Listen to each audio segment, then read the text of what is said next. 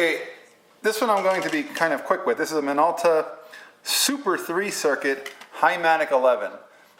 This somebody brought to me and asked me if I wanted it, and I can't really turn down a beautiful old viewfinder with a 45mm f1.7 Roker lens.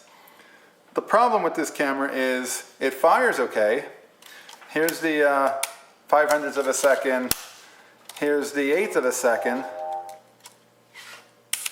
You can hear the shutter's working fine. It's got a little leaf shutter. It's really quiet, so you could hold this thing really still. The problem is it doesn't have an aperture scale. There's no way to set the aperture.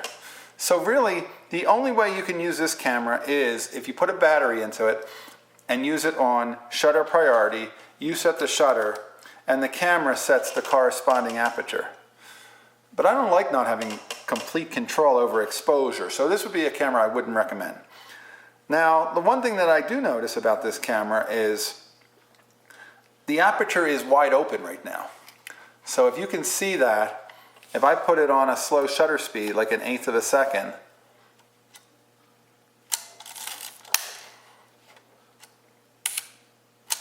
if I put it on bulb,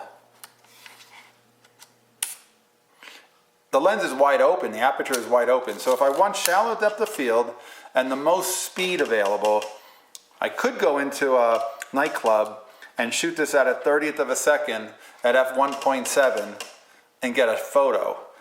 It is good for one thing, a wide angle or a wide open photo, but nothing else.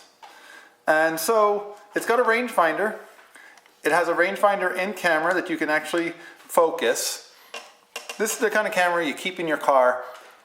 This one was given to me, so it doesn't have any investment, and it doesn't matter if it were to, take a beating in the car under the seat. But it's the kind of camera that you have to shoot knowing, okay, I'm going to shoot everything at 1.7 aperture, and then I have to find a corresponding shutter speed to make it work.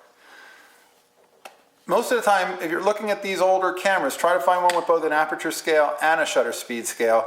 Those are the only two controls that really make a camera work. And then you won't be limited like this one is so limiting. The counter's working okay.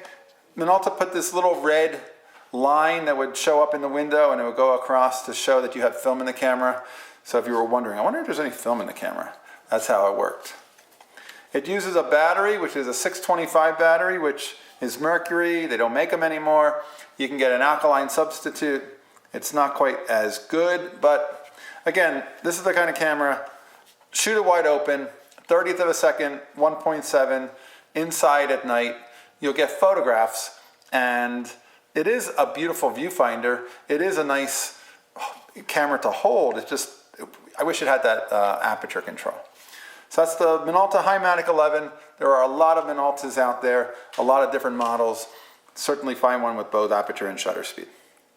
All right, that's the MINOLTA for today. I'll see you next time. More cameras, hit that subscribe button, please. Thank you.